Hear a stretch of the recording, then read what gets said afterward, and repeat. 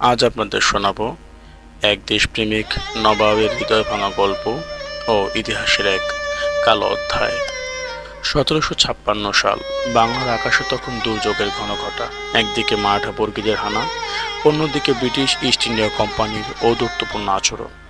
এমন এক সংকটময় মুহূর্তে মুর্শিদাবাদের মসনদে বসলেন মাত্র 23 বছরের এক টকবকে যুবক, যার নাম নবাব সিরাজউদ্দৌলা।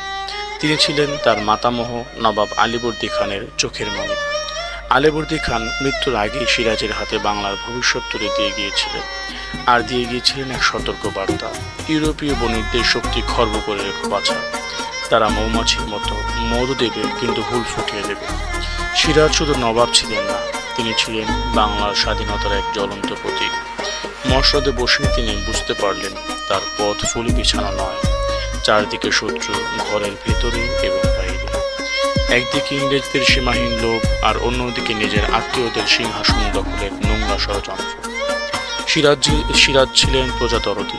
তিনি ইংরেজদের কর ফাঁকি এবং বাণিজ্যিক প্রতারণা বন্ধ করতে চাইলেন, কারণ এর ফলে বাংলার সাধারণ ব্যবসায়ী এবং তাঁতিরা সর্বশান্ত হচ্ছিল।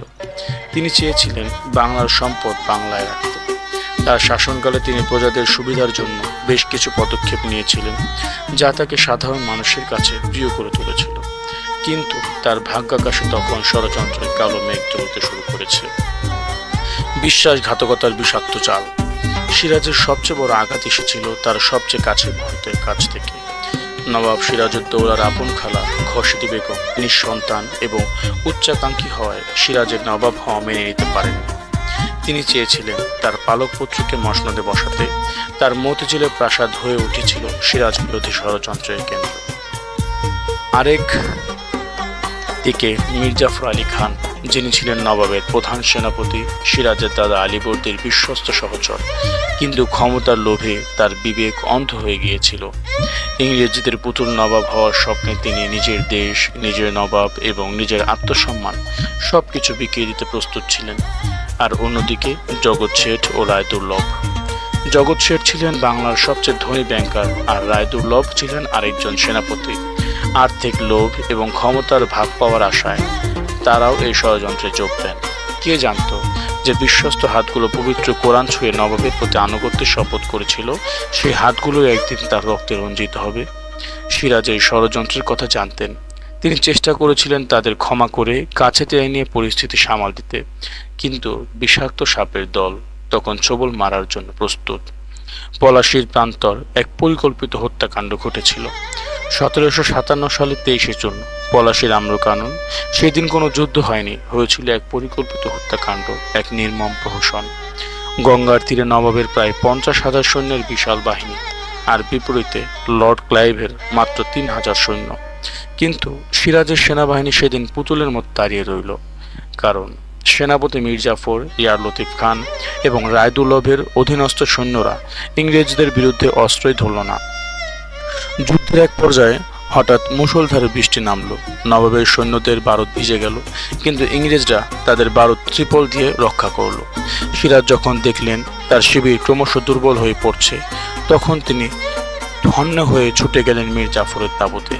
নিজের মাথার পাগড়ি মীর জাফর পায়ে রেখে কান্না জড়িত কণ্ঠে বললেন, জাফর ভাই, আমার দাদা আলীবর্দী খানের সম্মানের কথা ভেবে, এই বাংলার স্বাধীনতার কথা ভেবে আজ আমাকে রক্ষা করুন। আমি আপনার কাছে আমার সম্মান ভিক্ষা চাইছি। বিশ্বাসঘাতক মীর জাফর পবিত্র কোরআন ছুঁয়ে আবারও আনুগত্যের মিথ্যা শপথ করলেন, কিন্তু ভেতরে ভেতরে তিনি হাসছিলেন। তিনি সিরাজকে যুদ্ধ বন্ধ করে শিবিরে ফিরে যাওয়ার পরামর্শ দিলেন। নবাব তার সেনাপতির কথা বিশ্বাস করে শিবিরে ফিরতেই ইংরেজরা ঝাঁপিয়ে পড়ল।